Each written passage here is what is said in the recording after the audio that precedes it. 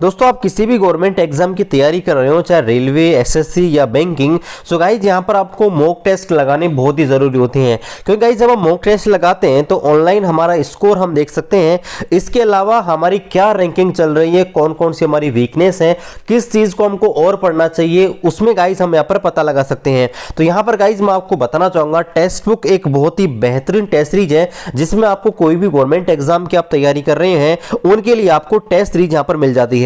So guys यहां पर जो टेस्ट सीरीज है उसके लिए आपको सिर्फ एक बार इनका सब्सक्रिप्शन लेना पड़ता है जो कि 299 का होता है। यानी कि मान लीजिए आपको बहुत सारी एग्जाम की तैयारी करें तो आपको अलग अलग पैसे खर्च करने की जरूरत नहीं होती है। अगर यहां पर आपको ग्रुप डी एनटीपीसी की बात करूं तो यहां पर गाइज ग्रुप डी एनटीपीसी के लिए लगभग 300 टेस्ट हैं जिसमें आपके chapter wise full test, previous year और क्वेश्चंस है और आपके चैप्टर वाइज क्वेश्चंस भी हैं जिससे गाइज आप जो अपना स्कोर है उसको बूस्ट कर सकते हैं।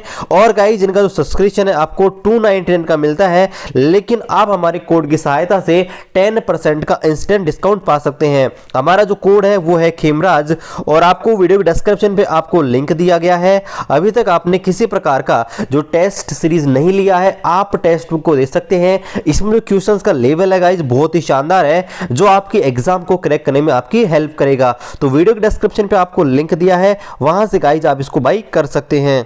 हेलो दोस्तों, रेलवे की पाठशाला में आपका स्वागत है। और दोस्तों आज हम करेंगे वेरी इंपॉर्टेंट टॉपिक जिसका नाम है जीवों का वर्गीकरण।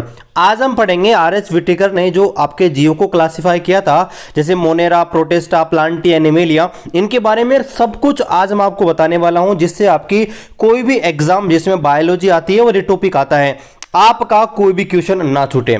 और दोस्तों मैं आपको बता दूं कि मैंने आपके प्रीवियस जो वीडियो डाला था उस पर कमेंट देखे थे और उसमें मैंने बहुत सारे कमेंट देखे थे। आप ये बोल रहे सर बोर्ड पे पढ़ाइए, तो देखिए बोर्ड पे पढ़ाने का कारण ऐसा नहीं है, मैं आपको बता रहा हूं कि मैं पीडीएफ क्यों रेडी कर रहा हूं। देखिए बायोलॉजी एक ऐसी सब्जेक्ट है जिस पर क्या होता है गाइस, कंटेंट मतलब समझाने का कम रहता है जबकि कंटेंट लिखना ज्यादा होता है। अब अगर मैं इन्हीं चीजों को बोर्ड पे लिखूंगा, आप खुद सोचिए कि देखिए ये 8-10 लाइन होंगी और पूरा बोर्ड बढ़ जाएगा।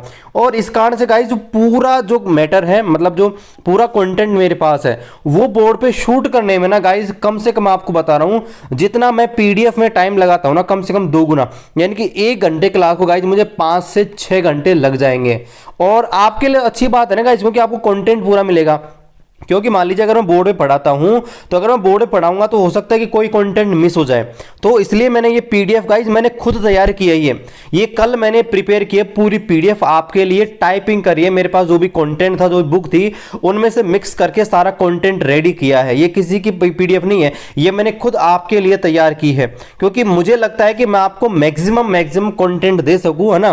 तो इसलिए मैंने ऐसा किया है और इसलिए मैंने सोचा कि बोर्ड पर न पढ़ाकर इसको एक पीडीएफ के रूप में पढ़ाया जाए तो ज्यादा बेनिफिशियल होगा, क्योंकि मेरा भी टाइम इससे बचे। कोई गाइस आपको पता है कि एक क्लास के लिए 4-4, 5-5 घंटे लग जाते हैं और इतना टाइम नहीं मिल पाता है। तो मेरा भी यही उद्देश्य था इसके पीछे कि भाई आपका भी मतलब टाइम बचाए, क्योंकि पीडीएफ आप बनाओगे तो ये पीडीएफ कंटेंट आपको यूं का मिल रहा है ना, आप वीडियो को पॉज कर सकते हैं और यूं का नोट डाउन कर सकते हैं। बताइए आपको आपको बेनिफिट है और मेरे को बेनिफिट है, क्योंकि बोर्ड पे मैं पढ़ाता हूं तो हो सकता है कि आपको मैं बोलता ज्यादा हूं बोर्ड पे और आपको कंटेंट बोर्ड पे कम लिखता हूं, लेकिन यहां पीडीएफ में आपको पूरी एक जो कंटेंट है पूरा यहां पर लिखा मिलेगा। आप वीडियो को पॉज करके सबको नोट कर सकते हैं। इसलिए गाइज मैंने ये फैसला किया था कि जो भी टॉपिक है ना, जिनमें समझाने की चीज है वो तो मैं आपको बोर्ड पे पढ़ाऊंगा, लेकिन जिनमें कंटेंट ज्यादा है, मतलब लिखने की थ्योरी ज्यादा है ना, थ्योरी ज्यादा है, उसको गाइज मैं आपको पीडीएफ रूप में कराऊंगा। बाकी अगर आपका फिर भी यहां पर बहुत सारे रिक्वेस्ट होंगे सो गाइज मैं वापस से बोर्ड पढ़ा दूंगा, क्योंकि आपके लिए मैं यहां पे हूं। मैं अपना और टाइम यहां पर आपके लिए दे दूंगा, यही कर सकता हूं गाइज। लेकिन मेरा उद्देश्य यही था कि आपका भी टाइम बच जाएगा और मेरा टाइम बच जाएगा, इसलिए मैंने ऐसे किया था। चलिए शुरू करते हैं आज के इस वीडियो को। सबसे पहले बात करते हैं कि जैव विविधता यानी कि बायोडायवर्सिटी क्या होती है। देखिए बायोडायवर्सिटी का मतलब होता है कि कोई आपका एक पर्टिकुलर स्थान है, मान लीजिए कोई स्थान है ना, वहां पर अलग अलग प्रकार के जीवों का पाया जाना। यानी कि मान लीजिए एक स्थान है जहां पर आपके जंगली जीव पा रहे हैं, वहां पर आपके पेड़ पौधों की अलग अलग प्रकार की वनस्पतियां, मतलब बहुत प्रकार के पेड़ पौधे पाए जाते हैं, मरुस्थलीय पौधे पाए जाते हैं, सदाबहार पौधे पाए जाते हैं, अलग अलग प्रकार के जीव जंतु पाए जाते हैं। तो ऐसे स्थान को हम क्या बोलते हैं गाइस, बायोडायवर्सिटी, यानी कि ऐसे जीव जिनमें कुछ न कुछ डिफरेंट होता है और अगर वो एक ही पर्टिकुलर स्थान पर पाए जाते हैं उन्हें हम बोलते हैं बायोडायवर्सिटी। जैसे हम बात करें आपके मार्केट में अलग अलग प्रकार की सब्जियां आती हैं, आपको पता होगा, ठीक है, तो वो किस वजह से आती है? एक कोई स्थान है जहां पर आपका आम का पेड़ उग रहा है, केले का पेड़ उग रहा है ना, मौसमी का पेड़ उग रहा है, बहुत सारे प्रकार के पेड़ पौधे उग रहे हैं, उसे हम बोलते हैं बायोडायवर्सिटी। यानी कि किसी स्थान पर अलग अलग प्रकार के जीव जंतुओं का पाना, पेड़ पौधों का पाया जाना ही आपके बायोडायवर्सिटी कहलाता है। अब बात करते हैं आगे कि जीवों के नामकरण की पद्धतियां, यानी कि नॉमेनक्लेचर ऑफ लिविंग बींग्स। अब दोस्तों जैसे आपको पता होगा कि भाई जैसे हम इंसानों के नाम होते हैं, रमेश, मुकेश, है ना, जो भी होते हैं सबके, है ना, उसी प्रकार लड़कियों के नाम होते हैं, भाई लड़कियां पे बुरा मान जाएंगे ना, तो सबके नाम होते हैं, है ना, रवीना, सविता, जो भी है सबके नाम होते हैं। अब क्या होता है कि उसी प्रकार से हमको जो पेड़ पौधे हैं उनका भी नामकरण करना होता है ना, बिल्कुल। तो ध्यान रखना गाइस, यहां से प्रश्न बनता है वेरी वेरी इंपॉर्टेंट कि यहां पर प्रत्येक जीव होता है ना उसका नामकरण हम करते हैं। देखिए आपको करना, जो भी पेड़ पौधे होते हैं, जो भी पेड़ पौधे होते हैं ना उनका नामकरण करता है आईसीबीएन। आईसीबीएन क्या है? International code of botanical nomenclature. ध्यान रखना, वेरी वेरी इंपॉर्टेंट है। ये जो होता है, ये आपके जो भी पेड़ पौधे होते हैं, है ना, उनका साइंटिफिक जो नेम दिया जाता है ना, भाई जैसे आपका आम है उसका मेंजिफेरा इंडिका है, तो ऐसे जो भी नाम दिए जाते हैं, हमारा है होमो सेपियंस, वैसे ही जो नाम दिए जाते हैं, ध्यान रखना, आपके जो पौधे होते हैं, पौधों जो होते हैं, प्लांट जो होते हैं, उनको जो वैज्ञानिक नाम दिए जाते हैं, साइंटिफिक नेम दिए जाते हैं, वो आपके देता है आईसीबीएन, यानी कि international code of botanical nomenclature. और जो प्राणी होते हैं, है ना, जो एनिमल होते हैं, एनिमलों को जो वैज्ञानिक नाम दिए जाते हैं, साइंटिफिक नेम दिए जाते हैं, वो आपके देता है आईसीजेडएन, यानी कि international code of geological nomenclature. ये आपको ध्यान रखना है, प्रश्न आपसे पूछ लेगा कि भाई आपके जो पौधे होते हैं उनका वैज्ञानिक नाम कौन देता है, कौन सी संस्था है, इंटरनेशनल संस्था कौन सी है। जैसे आपको पता होगा जो आपके एलिमेंट होते हैं उनका नामकरण आईयूपीएसी देता है, वैसे ही आपके इनका जो नाम है वो आपके आईसीबीएन और आईसीजेडएन। नाम भी ध्यान रखना है, फुल फॉर्म भी, क्योंकि एग्जाम में फुल फॉर्म भी पूछी जा सकती है। अब यहां पर बात करते हैं सबसे पहले नामकरण शुरुआत किसने किया था। सो गाइस आपको ध्यान रखना है कि द्विनाम पद्धति दी गई थी जो वर्तमान में भी अपना रखी है। तो इस पद्धति को आपके Carolus Linnaeus, very very important, आपसे एग्जाम में पूछेगा कि जो पेड़ पौधे हैं, जीव जंतु है, उनका द्विनाम पद्धति जो दिया गया है, नोमेनक्लेचर जो दिया गया है, वो किस वैज्ञानिक ने दिया था। तो ध्यान रखना है कैरोलस लिनियस, ये इनको ही हम कार्ल लिनियस के नाम से जानते हैं। ध्यान रखना, एग्जाम में बार बार पूछा गया है कि कार्ल लिनियस वह पहला आदमी था जिसने आपके जो नामकरण है उसको दिया था और सबसे फेमस हुई थी द्विनाम पद्धति। अब देखिए द्विनाम पद्धति लिखते कैसे हैं कि बायोनोमियल नोमेनक्लेचर लिखते कैसे हैं। तो इसमें क्या होता है कि दो वर्डों में कोई भी आपका जीव है, कोई भी जंतु, उसका नाम लिखते हैं। कैसे? पहला जो वर्ड होता है, पहला जो शब्द होता है, उस जीव का वंश नाम होता है। जो भी आपका जीव है उसका वंश नाम तो पहला होता है, और दूसरा जो वर्ड लिखा जाता है वो उसकी जाति, उसकी स्पीशीज को रिप्रेजेंट करता है।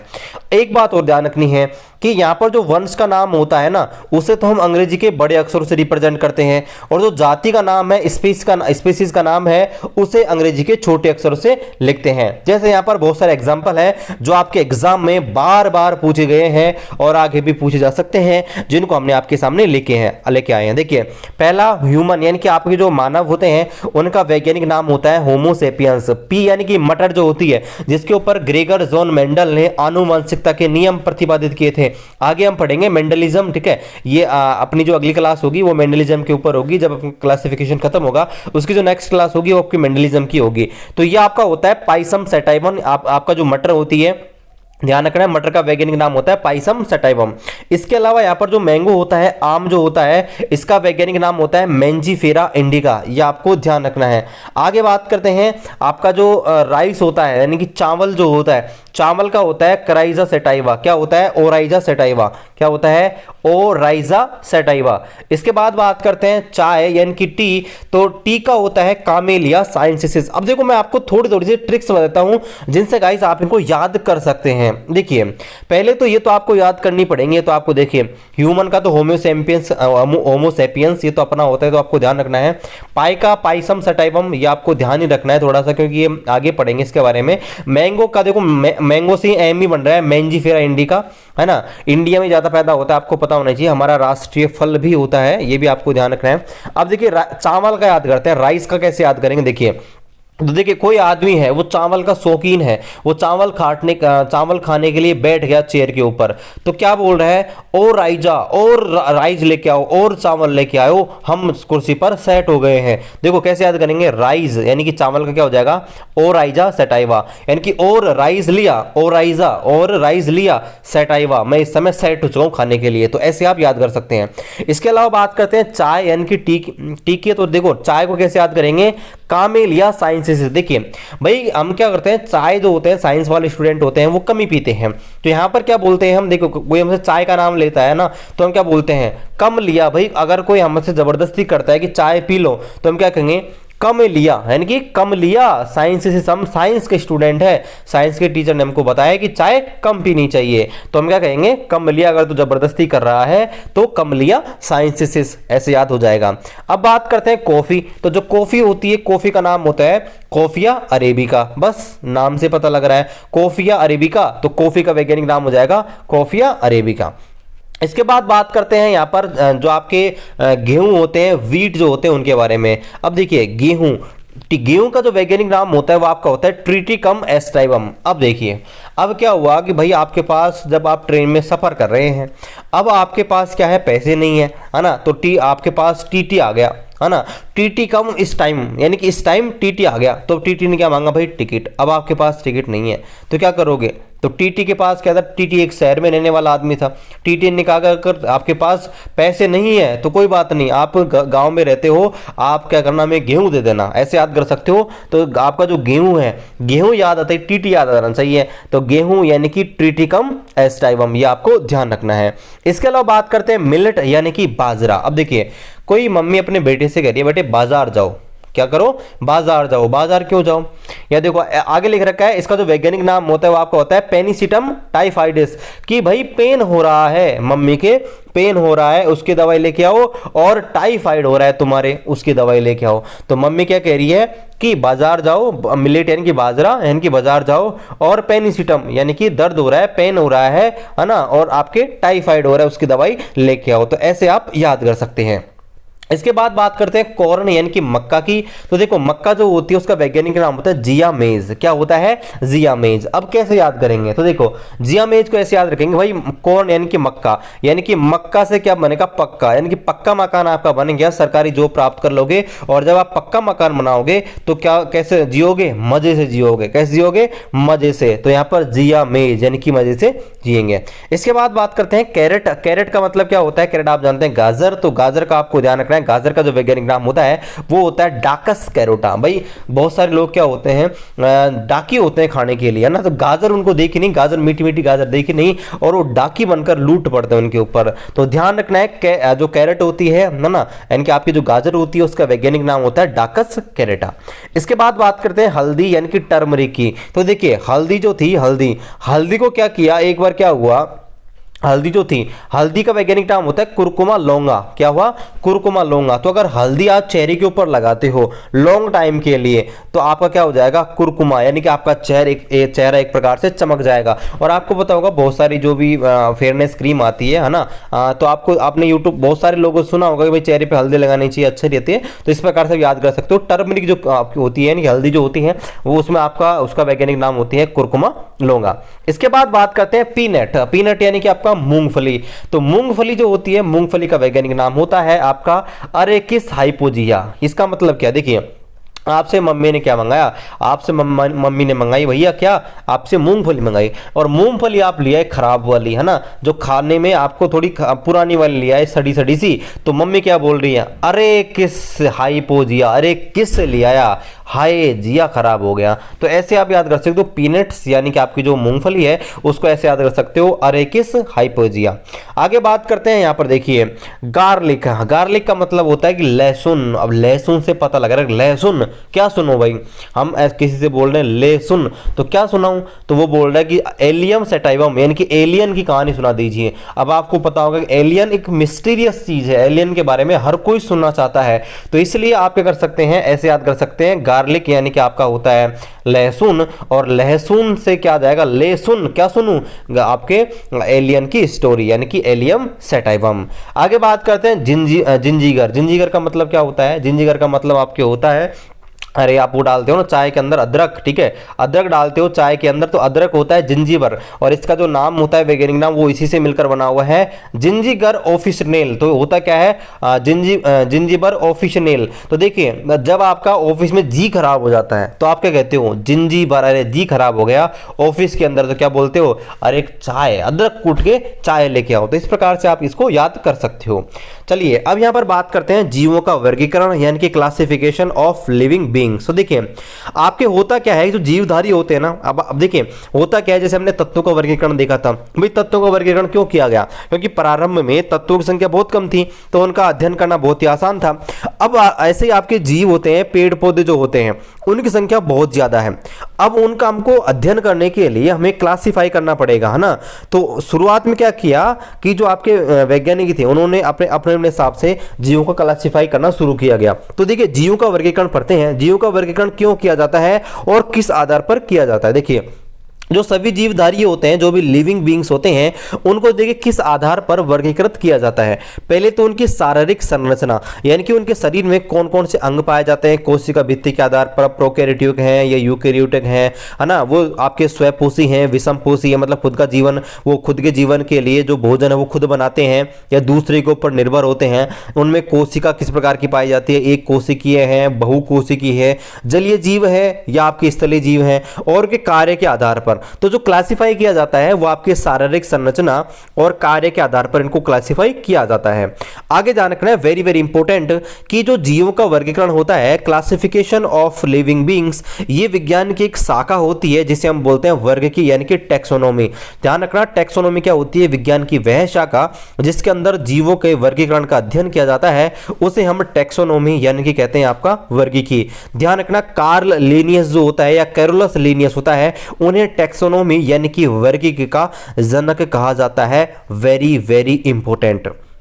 अब यहां पर बात करते हैं कि वर्गीकरण में आपके कैसे करते हैं, वर्गीकरण जब करते हैं तो कौन कौन से पद काम में आते हैं। तो देखिए वर्गीकरण जो होती है ना, वर्गीकरण ये एक चरण वाली प्रक्रिया नहीं है, मतलब एक सिंपल स्टेप नहीं है कि हमने इजीली किसी को भी क्लासिफाई कर दिया। इसमें बहुत सारे स्टेप होते हैं जिनके आधार पर जो जीव जंतु होते हैं या पेड़ पौधे होते हैं उनको हम क्लासिफाई करते हैं। तो देखिए कैसे कैसे करते हैं। सबसे पहले हम क्या करते हैं, जो भी हमको जीव दिए गए हैं उनकी जाति देखते हैं, या तो हम जाति के आधार पर क्लासिफाई करेंगे, जाति नहीं है तो फिर जीनस यानी कि वंश के आधार पर, वंश नहीं है तो फिर हम कुल यानी कि फैमिली के आधार पर, अगर फैमिली नहीं है तो फिर हम गण यानी कि ऑर्डर के आधार पर, फिर क्लास यानी कि वर्ग के आधार पर, फिर फाइलम यानी कि संघ के आधार पर, और लास्ट में जगत यानी कि किंगडम के आधार पर।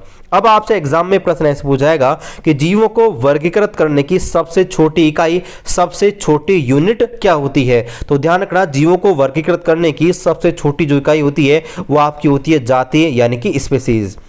इसके अलावा बात करते हैं, इससे बड़ी जो होती है आपकी वंश होती है, और सबसे बड़ी जो इकाई होती है ना जीवों को वर्गीकृत करने की वो आपकी होती है जगत यानी कि किंगडम। ध्यान रखना, एग्जाम में पूछा गया है। अब बात करते हैं कि जीवों को कैसे कैसे क्लासिफाई किया गया है, कौन कौन सी पद्धति थी जिनसे जीवों को क्लासिफाई किया गया था।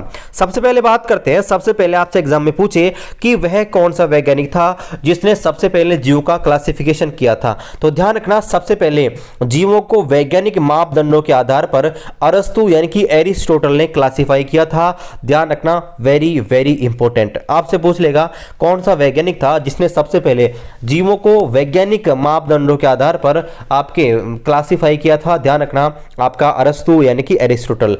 इन्होंने क्या किया था, इन्होंने जो आपके पादप जो होते हैं, प्लांट जो होते हैं, उनको सरल अकारिक लक्षणों के आधार पर, अकारिक का मतलब उनके आकार यानी कि उनका आकार कैसा है, उनकी शेप कैसी है, उसके आधार पर क्लासिफाई किया था। और आपके जो एनिमल जो होते हैं, प्राणी जो होते हैं, उनको लाल रक्त यानी कि ब्लड जो होता है, रेड ब्लड उनके अंदर है या नहीं, इसके आधार पर क्लासीफाई यहां पर किया था शुरुआत के अंदर। लेकिन क्या कमी रह गई थी, इनकी भी गाइस यहां पर कमी रह गई थी। देखिए इनमें बहुत सारी कमी रह गई थी, इन वजह से क्या किया गया, इनके जो नियम है, इनका जो सिद्धांत है, इनको यहां पर रोक दिया गया था। इसके बाद में यहां पर वैज्ञानिक आते हैं आपका कौन, ध्यान रखना वेरी वेरी इंपॉर्टेंट, जिन्होंने आपके द्विजगत अवधारणा दी थी, यानी कि आपका कार्ल लिनियस। तो वेरी वेरी इंपॉर्टेंट है कार्ल लिनियस, क्योंकि इन्हीं कहा जाता है टैक्सोनॉमी का जनक। तो देखिए यह अवधारणा जो इन्होंने कौन सी अवधारणा दी थी, दो जगत अवधारणा, यानी कि जीवों को दो भागों में बांटा था, है ना। इसे द्विजगत अवधारणा या दो जगत अवधारणा के नाम से जाना जाता है। तो ध्यान रखना यह अवधारणा कार्ल लिनियस के द्वारा दी गई थी और इन्हें ही टैक्सोनॉमी यानी कि वर्गीकरण का पिता कहा जाता है। इन्होंने जीवों को दो भागों में बांटा था, कौन कौन से, प्लांटी और एनिमेलिया। प्लांटी यानी जिसके अंदर पौधा पाते हैं, और एनिमेलिया जिसके अंदर एनिमल यानी कि जो सारे सारे प्राणी हैं वो आपके आते हैं। अब कमी क्या रह गई थी, कमी इनकी सबसे बड़ी ये रह गई थी कि इन्होंने जो आपके यूकेरियोटिक और प्रोकैरियोटिक इनमें नहीं बांटा, इसके अलावा एक कोशिकीय और बहुकोशिकीय इनमें नहीं बांटा, और इसके अलावा प्रकाश संश्लेषी हैं या अप्रकाश संश्लेषी हैं, यानी कि इनमें इनके अंदर फोटोसिंथेसिस होता है या नहीं होता है, इनका गाइस पता नहीं लगाया गया था। इस कारण से क्या हुआ, इस कारण से आपका जो द्विजगत प्रणाली है, यानी कि आपका जो कार्ल लिनियस है, इनका जो रूल है यहां पर फेल हो गया था। इसके बाद में आपको इंपॉर्टेंट बातें ध्यान रखनी है कि अर्नेस्ट हैकेल नामक एक साइंटिस्ट थे, जिन्होंने तीन जगत अवधारणा प्रस्तुत की थी, मतलब जीवों को तीन भागों में बांटा था, कौन कौन से, जंतु जगत, पादप जगत और आपका प्रोटिस्टा। और जबकि एक वैज्ञानिक आए जिनका नाम था कोपलैंड ने जीवों को चार भागों में क्लासिफाई किया था, जो आपके थे जंतु वर्ग, है ना, जिसके अंदर आते हैं एनिमेलिया, पादप जगत, इसके अंदर आते हैं प्लांटी, प्रोटिस्टा और मोनेरा, ये चार भागों के अंदर बांटा था। लेकिन सबसे जो मोस्ट इंपोर्टेंट है वो है पांच जगत अवधारणा, जिसको हम बोलते हैं RH विटेकर, या आधुनिक जो अवधारणा है क्लासिफाई की, वो आपके है पांच जगत अवधारणा। इसके बारे में पढ़ते हैं, ध्यान रखना गाइस, यहीं से आपके प्रश्न आते हैं रेलवे के एग्जाम में, क्योंकि यही आपके सबसे अधिक वैध है। ठीक है, अब देखिए सबसे पहली बात तो ये कि यह आधुनिक जीव विज्ञान में सबसे मान्यता प्राप्त वर्गीकरण है, यानी कि जो अब तक के जो क्लासिफिकेशन किए गए थे, सबसे अधिक जो मान्यताएं दी गई थी वो इस क्लासिफिकेशन को दी गई थी। दूसरी सबसे इंपॉर्टेंट बात, यह अवधारणा कब पेश हुई, ध्यान रखना, यह अवधारणा 1969 में 1969 में RH विटेकर ने दिया था इस नियम को। तो आपसे प्रश्न पूछा जाएगा पांच जगत अवधारणा किस वैज्ञानिक ने दी थी, तो ध्यान रखना RH विटेकर ने, और कब दी थी, आपके 1969 के अंदर। अब इसके अलावा बात करते हैं कि इसमें जीवों को पांच भागों में बांटा गया था, वो पांच भाग कौन कौन से हैं। तो देखिए यह है आपकी पांच जगत अवधारणा। ठीक है, अब देखिए कौन कौन से हैं, पहला देखिए, पहला है आपका मोनेरा, दूसरा है प्रोटिस्टा, तीसरा है फंजाई, चौथा है प्लांटी और पांचवा है एनिमेलिया। अब यहाँ पर जो आपके प्लांटी जो है, मतलब जो पादप जो होते हैं, उनको गाइज यहाँ पर ये भागों में बांटा गया। देखिए कौन कौन से भागों में, पांच भागों में बांटा गया। जो प्लांट होते हैं ना, प्लांट जो है प्लांटी ग्रुप है, उसको वापिस से पांच भागों में बांटा गया। कौन कौन से, थैलोफाइटा, ब्रायोफाइटा, टेरिडोफाइटा, एंजियोस्पर्म और जिम्नोस्पर्म। इसके अलावा जो एनिमल है, एनिमेलिया जो ग्रुप है, इसको गाइस यहाँ पर देखिए दो भागों में बांटा गया है। एक होते हैं नॉन कोरेटा, जिनके अंदर रीढ़ की हड्डी नहीं पाई जाती, एक होते हैं कोरेटा, जिनके अंदर रीढ़ की हड्डी पाई जाती है। तो आपके जो नॉन कोरेटा है, इनको वापिस से यहाँ पर वैसे 10 भाग हैं, लेकिन यहाँ पर मेन 8 भागों में क्लासिफाई किया गया है। कौन कौन से, porifera, cnidaria, platyhelminthes, aschelminthes, annelida, arthropoda, mollusca और इकाइनोडर्मिटा। और आपके जो कोर्डेटा ग्रुप है, इसको आपके मत्स्य यानी कि पीसेस, उभयचर, एम्फीबियन, सरीसृप, रेप्टाइल, पक्षी, एविज और स्तनधारी मैमल्स, इसके अंदर कन्वर्ट किया गया है। और बाद में ये देखिए, ये तो आपके RH विटेकर के हैं। इसके अलावा आवास और अनुकूल के आधार पर, यानी कि पेड़ पौधे जीव जंतु कहां कहां रहते हैं, उनका आवास क्या है और किस किस चीज के अनुकूल है, प्रतिकूल है, उसके आधार पर 5 भागों में जीवों को बांटा गया है। हाइड्रोफाइटा, जीरोफाइटा, मीजोफाइटा, क्रायोफाइटा और एलोफाइटा। सो गाइस, इनका नाम आपने जरूर सुना होगा। इनके बारे में डिटेल से हम यहाँ पर पढ़ने वाले हैं। ये आपको मैंने मैप दिखा दिया है कि भाई क्या क्या हम पढ़ने वाले हैं। तो सबसे पहले हम पढ़ेंगे मोनेरा, फिर प्रोटिस्टा, फिर फंजाई, प्लांटी, एनिमेलिया, और फिर इनको पढ़ने के बाद हम पढ़ेंगे आपके जीरोफाइटा, जो मेसोफाइटा, इनके बारे में। तो चलिए यहाँ पर सबसे पहले पढ़ते हैं मोनेरा ग्रुप के बारे में। तो देखिए पहली बात तो ये कि जो मोनेरा ग्रुप होते हैं वो आप ये होते हैं प्रोकैरियोटिक जीव। अब देखिए मैं आपको पहले ही यूकैरियोटिक और प्रोकैरियोटिक जीव के बारे में ऑलरेडी आपको बता चुका हूं कि प्रोकैरियोटिक क्या होते हैं और आपके यूकैरियोटिक क्या होते हैं। तो आपके जो मोनेरा ग्रुप जो होता है ना, ध्यान रखना जो भी लाइन मैंने लिखी है ना गाइज, एग्जाम पॉइंट ऑफ से वेरी वेरी इंपॉर्टेंट है। मैंने पूरी कोशिश की है कि कोई भी एक सिंगल लाइन भी यहाँ पर मिस ना हो। तो देखिए, जो आपके मोनेरा ग्रुप है इनमें आपके प्रोकैरियोटिक जीव पाए जाते हैं, और आपको पता होगा जो प्रोकैरियोटिक जीव होते हैं उनके अंदर संगठित केंद्रक नहीं पाया जाता, और कोशिकांग भी नहीं पाए जाते हैं। बहुत सारे कोशिकांग जैसे आपको पता होगा माइटोकॉन्ड्रिया वगैरह है, प्लेस्टेड वगैरह है, ये आपके कोशिकांग के भाग होते हैं, तो ये इनके अंदर नहीं पाए जाते हैं। इसके अलावा ध्यान रखना है कि इनमें जो जनन होता है, जो रिप्रोडक्शन होता है, संयुग्मन विधि के द्वारा होता है, ये आपको ध्यान रखना है। और इनके अंदर जो जीव होते हैं वे स्वयंपोषी भी होते हैं और विषमपोषी भी होते हैं। स्वयंपोषी क्या होते हैं? स्वयंपोषी ऐसे जीव होते हैं जो अपना भोजन खुद पकाते हैं, यानी कि दूसरे के ऊपर डिपेंड नहीं होते। जबकि विषमपोषी क्या होते हैं? जो अपना भोजन के लिए दूसरे के ऊपर डिपेंड करते हैं। तो ध्यान रखना मोनेरा ग्रुप के अंदर दोनों ही आते हैं। एग्जाम्पल ध्यान रखना गाइस, आपको एग्जाम्पल ज्यादा ध्यान रखने हैं। आपसे पूछा जाएगा कि निम्न में से कौन सा मोनेरा ग्रुप का एक सदस्य नहीं है। तो देखिए, इसके अंदर आते हैं जीवाणु यानी कि बैक्टीरिया, साइनोबैक्टीरिया और माइकोप्लाज्म। माइकोप्लाज्म सबसे छोटी कोशिका होती है हमारे शरीर की, ये भी आपको पता होना चाहिए, है ना।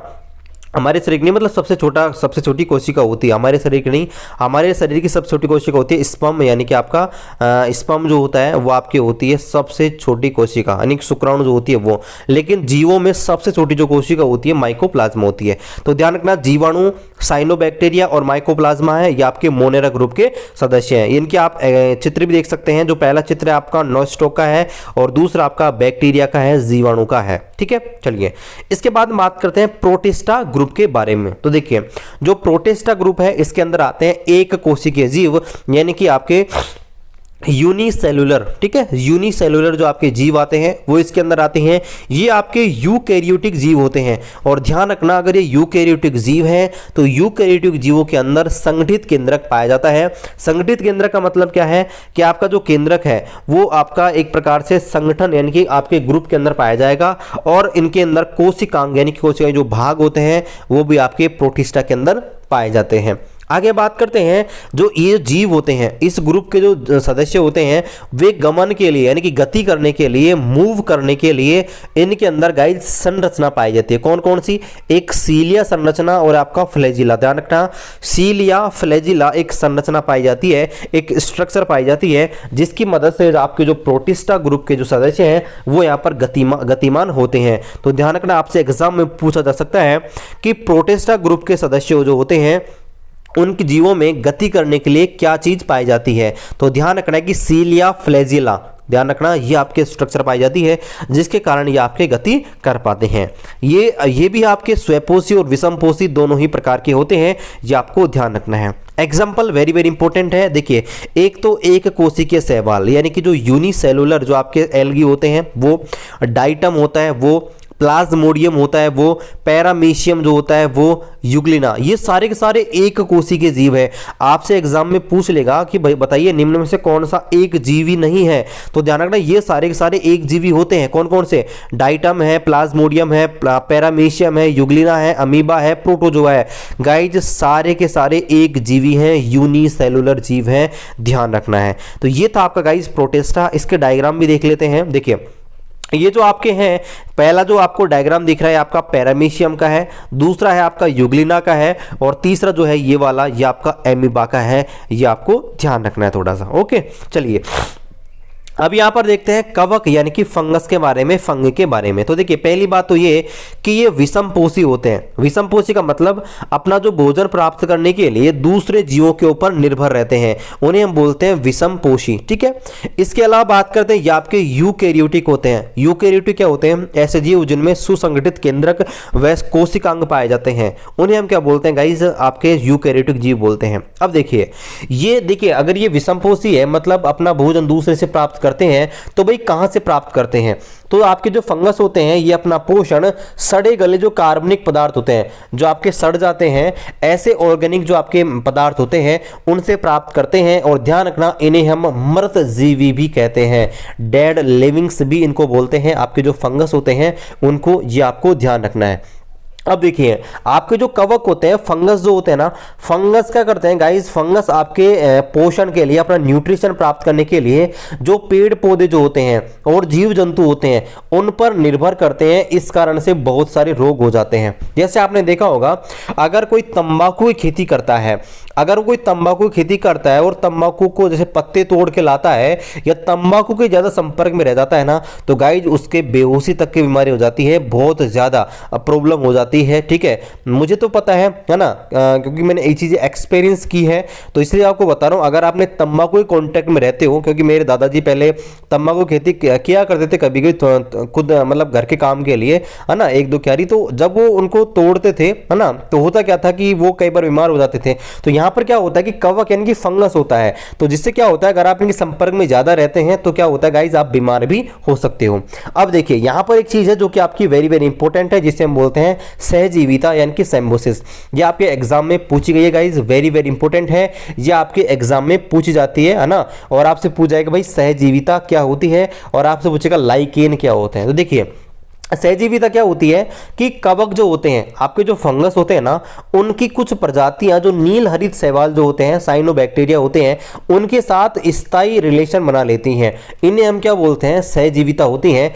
और ऐसे सहजीवी होते हैं वो आपके लाइकेन कहलाते हैं। तो आपसे एग्जाम में क्या प्रश्न पूछेगा कि बताइए लाइकेन होते हैं, लाइकेन के अंदर किस किस चीज की सहजीविता पाई जाती है। तो ध्यान रखना है, ये आपके होते हैं कवक, कवक, कवक, देखिए वेरी वेरी इंपॉर्टेंट है, कवक और शैवाल। ठीक है, किसकी, कवक और शैवाल की क्या होती है, कवक और शैवाल की क्या होती है गाइस जी, आपके क्या होती है, आपके एक प्रकार से जोड़ी होती है, स्थायी संबंध होते हैं, तब जाकर आपकी बनता है लाइकेन। तो ध्यान रखना, नील हरित शैवाल और जब आपके जो फंगस सब मिलते हैं तो यहाँ पर बनता है आपका लाइकेन, वेरी वेरी इंपॉर्टेंट। और आपसे पूछ लेगा लाइकेन की पहचान क्या है, लाइकेन कैसे मौजूद होते हैं, तो ध्यान रखना लाइकेन जो होते हैं, आपके जो पेड़ होते हैं, पेड़ों की छाल जो होती है उन पर रंगीन धब्बों के रूप में पाए जाते हैं, धब्बे धब्बे से संरचना के रूप में ये पाए जाते हैं। और आपको ध्यान रखना है कि ये आपके नमी वाले जो क्षेत्र हैं, है ना, उनके अंदर आपके ज्यादा पाए जाते हैं। एग्जाम्पल के रूप में बात करें तो देखिए, एग्जाम्पल के रूप में आपके यीस्ट जो होता है, मशरूम जो होता है, गोल्ड होता है, मोल्ड जो होता है, ये इसका एग्जाम्पल है। ये भी आपको ध्यान रखना है कि सहजीविता जो होती है, संबुलिस जो होते हैं, इनकी कोशिका भित्ति काइटिन की और पॉलीसैकेराइड की बनी होती है। ये भी आपको ध्यान रखना, एग्जाम में पूछा जा सकता है। अब चलिए यहाँ पर डायग्राम की बात करें तो मशरूम जो होता है, मशरूम ये आपका फंगस ग्रुप का होता है, ये कुछ इस प्रकार का होता है, ये आपको स्ट्रक्चर चित्र यहाँ पर दिख रहा होगा। चलिए अब आगे बढ़ते हैं, अब देखते हैं पादप जगत यानी कि प्लांटी किंगडम के बारे में। तो देखिए जो आपके प्लांटी किंगडम है, इसको बोलते हैं पादप जगत, यानी कि जो पेड़ पौधे होते हैं ना सारे के सारे, वो इस ग्रुप के अंदर आते हैं। देखिए यानी कि इस ग्रुप के अंदर कोशिका भित्ति वाले बहुकोशिकीय यूकेरियोटिक जीव आते हैं। देखिए कोशिका भित्ति पाई जाती है, पहली बात तो ये किसकी पाई जाती है, कोशिका भित्ति, जो आपके पेड़ पौधे होते हैं उनके अंदर सेलुलोज, सेलुलोज क्या होता है, कार्बोहाइड्रेट, उसकी कोशिका भित्ति पाई जाती है। बहुकोशिकीय का मतलब क्या है, मल्टी सेलुलर, यानी कि एक से ज्यादा कोशिकाएं पाई जाती हैं। और यूकेरियोटिक का मतलब क्या होता है भाई, इनके अंदर कोशिकांग पाए जाते हैं, और आपका जो कोशिका का संगठन होता है, केंद्रक होता है, वो आपका संगठित अवस्था में पाया जाता है। ये स्वयपोषी होते हैं, मतलब खुद का भोजन खुद पकाते हैं। अब देखिए पेड़ पौधे स्वयपोषी कैसे होते हैं, तो आपको पता होगा प्रकाश संश्लेषण यानी कि फोटोसिंथेसिस की मदद से ये अपना भोजन खुद पकाते हैं। और इनमें क्लोरोफिल वर्णक पाया जाता है, और क्लोरोफिल जो होता है इसको हिंदी में बोलते हैं हरित लवक, इसकी मदद से आपके क्या होते हैं गाइस, ये आपके हरित लवक यानी कि क्लोरोफिल की मदद से अपना भोजन पकाते हैं। इस ग्रुप में सारे के सारे जो आपके पेड़ पौधे होते हैं उनको यहाँ पर रखा गया है। अब देखिए इनको मेनली 5 ग्रुप्स में कैटेगराइज किया गया है। चलिए एक एक के बारे में पढ़ते हैं। सबसे पहले पढ़ते हैं थैलोफाइटा, जिनको हम बोलते हैं शैवाल। देखिए थैलोफाइटा होता है, थैलोफाइटा जो ग्रुप होते हैं उनका जो शरीर होता है उनका विभेदीकरण नहीं होता है। विभेदीकरण का मतलब ये होता है कि इनका जो शरीर है वो आपके अलग अलग अंगों में नहीं बटा होता। जैसे आपका जड़ तना पत्ती, जड़ तना पत्ती यानी कि आपका रूट स्टेम और लीफ, इनमें डिवाइड नहीं होता है ना थैलोफाइटा के अंदर, ध्यान रखना। और इन्हें हम थैलस के नाम से भी जानते हैं, एक साथ ध्यान रखना। ये सारे के सारे मुख्य रूप से वाटर जल के अंदर पाए जाते हैं। और ये ध्यान रखना वेरी वेरी इंपॉर्टेंट है कि जो शैवाल जो होते हैं, आपके जो शैवाल जो होते हैं, इनके अध्ययन को गाइज हम बोलते हैं फाइकोलॉजी। Very very important. और गाइज ध्यान रखना इनके जो एग्जाम्पल हैं वो आपके बहुत ही इंपॉर्टेंट है, एग्जाम में पूछ जाते हैं। कौन कौन से? एक तो होता है कारा, दूसरा होता है यूलोथ्रिक्स, तीसरा होता है स्पाइरोगाइरा और चौथा होता है क्लेडिफेरा। ध्यान रखना ये वेरी वेरी इंपॉर्टेंट है गाइज, एग्जाम में पूछे गए हैं। आपसे पूछा जाएगा निम्न में से कौन सा एक थैलोफाइटा ग्रुप का नहीं है, और आपको कोई से भी 3 दे देगा, एक अलग से दे देगा। अब इनके डायग्राम देखें तो ये आपको डायग्राम देखना। देखिए पहला जो है आपका है वोल्वोक्स का, दूसरा है क्लेडिमाइसोमोनस का और तीसरा है कारा का। ये आपके डायग्राम है। अब बात करते हैं आपके ब्रायोफाइटा के अंदर। तो देखिए ब्रायोफाइटा होते हैं ना, ये आपके जो पौधे जगत हैं यानी कि पादप जगत हैं, उनके उभयचर होते हैं। उभयचर एम्फीबियन। उभयचर का मतलब जो आपके जमीन पर भी रह सकते हैं और पानी के अंदर भी रह सकते हैं, उनको हम बोलते हैं उभयचर। तो जो ब्रायोफाइटा होता है वो आपके पादप जगत का उभयचर ग्रुप होता है, ठीक है। लेकिन ध्यान रखना इनमें जो लैंगिक जनन होगा, मतलब सेक्सुअल रिप्रोडक्शन जो होगा, वो आपके केवल वाटर के अंदर ही होता है। आगे बात करते हैं कि ये जो पादप जो होते हैं, इनके अंदर मूल, तना और पत्तियां ये आपके नहीं होती हैं। ये आपको ध्यान रखना है। रूट, स्टेम और लीव नहीं पाई जाती हैं, लेकिन इनकी स्ट्रक्चर आपके पाई जाती हैं। और वेरी वेरी इंपॉर्टेंट ये भी आपको ध्यान रखना है, ये आपके एक रूट, जो इनकी जो रूट होती है, इनकी जो जड़ होती है ना, वो एक कोशिकीय या बहुकोशिकीय आधार से जुड़ी हुई होती हैं। एग्जाम्पल की बात करें, मार्केंसिया और आपका मॉस यानी कि फ्यूनेरिया और रिक्सिया। ध्यान रखना गाइज, ये जो आपका पादप जगत है ना, इनके एग्जाम्पल वेरी वेरी इंपॉर्टेंट है, ये आपको ध्यान रखने हैं। और आपके जो जंतु जगत है, जंतु जगत में जो कोर्डेटा ग्रुप है ना, उसका एग्जाम्पल वेरी वेरी इंपॉर्टेंट है, ये आपको ध्यान रखने हैं। चलिए यहाँ पर भी इसका डायग्राम मैं आपको दिखा देता हूँ। ये जो आपका ग्रुप है ना, ये देखिए जो पहले वाला चित्र है आपका है मार्केंसिया का और दूसरा आपका है फ्यूनेरिया का यानी कि मॉस का, ये आपको ध्यान रखना है। अब बात करते हैं टेरिडोफाइटा ग्रुप की। तो ध्यान रखना टेरिडोफाइटा एक ऐसा ग्रुप होता है ना, जिसके अंदर जो इनका जो बॉडी होता है, इनका शरीर जो होता है, जड़, तना, विपत्ति यानी कि स्टेम, रूट व लीव तीनों के अंदर बटा हुआ होता है, विभाजित होता है। और इनमें क्या होता है, जल व अन्य पदार्थों के कंडक्शन यानी कि संवहन के लिए टिश्यू भी पाए जाते हैं, ये आपको ध्यान रखना है। एग्जाम्पल की बात करें, मार्सिलिया, फर्न और सिलेजिनेला। ध्यान रखना है, वेरी वेरी इंपॉर्टेंट है। इनके भी आपको डायग्राम में दिखाता हूं। देखिए सिलेजिनेला का जो डायग्राम है ऊपर वाला है, और इक्विटिशियम आपका जो इक्विसिटम है इसका आपका दूसरा वाला है, यानी कि आपका जो जिसको हम बोलते हैं फर्न, वो आपका अगला वाला है। आगे बात करते हैं, यहाँ पर देखिए क्रिप्टोगेम और फेंड्रोगेम्स ये क्या होते हैं। ये आपके जो आपके ये तीनों ग्रुप है ना, इनके ही आपके क्या होते हैं, मिक्सर से बनाए जाते हैं। देखिए कैसे, जो आपके क्रिप्टोगेम होते हैं, इनके बारे में बात करते हैं, क्रिप्टोगेम के बारे में। तो देखिए ये जो पौधे होते हैं, इनमें जननांग अप्रत्यक्ष होते हैं, मतलब इनमें जो जनन अंग होते हैं ना, वो अप्रत्यक्ष मतलब सामने से दिखते नहीं, होते तो हैं लेकिन प्रत्यक्ष रूप में नहीं पाए जाते हैं। और ध्यान रखना इनके अंदर बीज उत्पन्न करने की क्षमता नहीं होती है, ये आपको ध्यान रखना है। क्रिप्टोगेम के अंदर आपसे एग्जाम में पूछा जाएगा, ऐसे पादप जिनमें बीज उत्पन्न करने की क्षमता नहीं होती है, उन्हें क्या कहते हैं, ध्यान रखना क्रिप्टोगेम। और ध्यान रखना ये आपके जो ग्रुप होते हैं, थैलोफाइटा, ब्रायोफाइटा और टेरिडोफाइटा, तीनों में ही आते हैं। लेकिन ध्यान रखना अगर इनके अंदर बीज उत्पन्न करने की क्षमता नहीं होती है, तो फिर कैसे एक पीढ़ी से दूसरी पीढ़ी में कैसे जाते हैं। तो गाइज इनके अंदर क्या पाए जाते हैं, नग्न भ्रूण, है ना, नग्न भ्रूण पाए जाते हैं, नंगे भ्रूण एक प्रकार से बोल सकते हैं, जिन्हें हम बीजाणु बोलते हैं यानी कि स्पोर बोलते हैं, ये आपको ध्यान रखना है।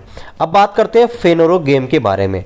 तो फेनोरोगेम बिल्कुल इसका उल्टा है। इसमें क्या होते हैं, पूर्ण विकसित जनन तंत्र पाया जाता है, और इनमें क्या होता है, जनन प्रक्रिया होने के बाद आपके बीज यानी कि सीड्स आते हैं, यानी कि बीज उत्पन्न होते हैं। और इन्हीं बीजों के आधार पर गाइज इन्हें 2 भागों में बांटा गया है, ये भी आपको ध्यान रखना है। कौन कौन से, एक होते हैं जिम्नोस्पर्म, एक होते हैं एंजियोस्पर्म। अब बात करते हैं जिम्नोस्पर्म क्या होते हैं और एंजियोस्पर्म क्या होते हैं। तो देखिए जो बीज होते हैं ना, बीज के ऊपर कवर है या नहीं, है ना, बीज ढका हुआ है या फिर नंगा है, इसी के आधार पर इनको क्लासिफाई किया गया है। तो जो चौथा जो प्रकार होता है उसे हम बोलते हैं अनावर्त बीजी, इन्हें हम नग्न बीजी बोलते हैं और इनको हम जिम्नोस्पर्म बोलते हैं। तो देखिए नाम से ही पता लग रहा है अनावर्त बीजी, यानी कि इनके बीज के ऊपर कोई आवर्त नहीं होता, मतलब कोई परत नहीं होती है। तो ध्यान रखना है, ये ऐसे पौधे होते हैं जिनमें जो बीजांड जो होते हैं, यानी कि जो बीज का जो भाग होता है वो अंडाशय ओवरी से ढका हुआ नहीं होता है। इनमें क्या होता है, निषेचन से पहले और निषेचन के बाद भी अनावर्त होते हैं। अनावर्त का मतलब इनमें क्या होता है, जो बीज होता है वो ढका हुआ नहीं होता है। एग्जाम्पल ध्यान रखना है, पाइनस और साइकस, है ना। पाइनस का डायग्राम है, आपको यहाँ पर दिख रहा है, ये आपका पाइनस है, ठीक है। अब बात करते हैं सल्फर वर्षा क्या होती है ना। ये भी आपके एग्जाम में आ सकते हैं कि सल्फर वर्षा होती क्या है। तो देखिए, जो पाइनस का जो पौधा होता है ना, देखिए पेड़ आपको दिख रहा है, ये पाइनस का पेड़ है ना। तो जो पाइनस का पेड़ होता है ना, ये बहुत बड़ा होता है ना। और इसमें जो परागण होता है ना, परागण क्या होता है, परागण का मतलब होता है कि इनके जो रिप्रोडक्शन सिस्टम है ना, उनमें जो आपके बीजाणु होते हैं, है ना, अंडाणु होते हैं, एक पेड़ से दूसरे पेड़ में जो ट्रांसफर जो होते हैं उन्हें बोलते हैं परागण, है ना। तो जो परागण जो चीज होती है ना, स्वपरागण, परपरागण, है ना। तो आपका जो परागण है ना, पोलिनेशन है, पोलिगेशन है, उसमें क्या होता है कि एयर के माध्यम से, हवा के माध्यम से होता है। तो इसके जो पेड़ पौधे होते हैं उनमें पराग कणों की संख्या बहुत ही ज्यादा होती है। तो ये क्या करते हैं कि जो पराग कण जो होते हैं ना, जो पराग कण जब परागण की क्रिया करते हैं, मतलब आपके पोलिनेशन क्रिया करते हैं, तो ये आपके जो पाइनस का जो पेड़ है इसके ऊपर गाइस बादल के रूप में छा जाते हैं। और जब बादल के रूप में छा जाते हैं ना, तो इसी स्थिति को बोलते हैं सल्फर वर्षा। इससे क्या होता है कि जो आपकी जो प्रकाश जो है वो आपके पृथ्वी तक नहीं पहुंच पाता है, जो ये परागकण होते हैं इनकी वजह से। आगे बात करते हैं दूसरा जो प्रकार है जिसे हम बोलते हैं आवर्तबीजी, यानी कि एंजियोस्पर्म। तो नाम से ही पता लग रहा है आवर्तबीजी, यानी कि उनका जो बीज है वो ढका हुआ होगा। तो देखिए, ये ऐसे पौधे होते हैं जिनका बीज फल के अंदर से ढका हुआ होता है, यानी कि जो फल पाया जाएगा वो ढका हुआ होगा। अब देखिए, ये आपको ध्यान रखना है कि इनके जो बीज हैं उनका विकास अंडाशय के अंदर ही होता है और बाद में ये फल के रूप में कन्वर्ट हो जाते हैं, है ना। ये आपको ध्यान रखना है। और बीज कितने पाए जाते हैं, बीज की संख्या के आधार पर इनको दो भागों में बांटा गया है।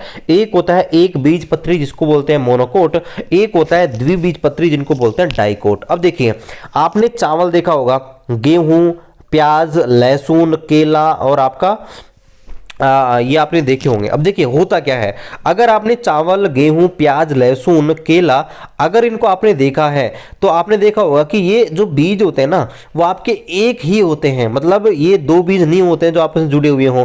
लेकिन अगर आपने चना देखा होगा, चने की दाल देखी होगी, तो आपने देखा होगा चना होता है ना, चने में दो दाल चिपकी हुई रहती हैं। इसी प्रकार से मटर जो होती है, मटर के अंदर भी दो दाने चिपके हुए होते हैं, एक बनता है। इसी प्रकार सरसों, सेम की फली, तो ये क्या होते हैं, द्विबीजपत्री यानी कि आपके डाइकोट होते हैं। तो आपके बीज पत्र के आधार पर दो भागों में बांटा गया है। कौन कौन से, एक होते हैं एक बीज पत्री यानी कि मोनोडॉट, एक होते हैं दो बीज पत्री। एक बीज पत्री में क्या होते हैं, आपका जो बीज होता है उसमें एक ही बीज होता है, और जो द्विबीज पत्री होता है उसमें क्या होता है, आपका जो बीज होता है उसके अंदर दो छोटे छोटे बीज आपके पार्टीशन के रूप में पाए जाते हैं।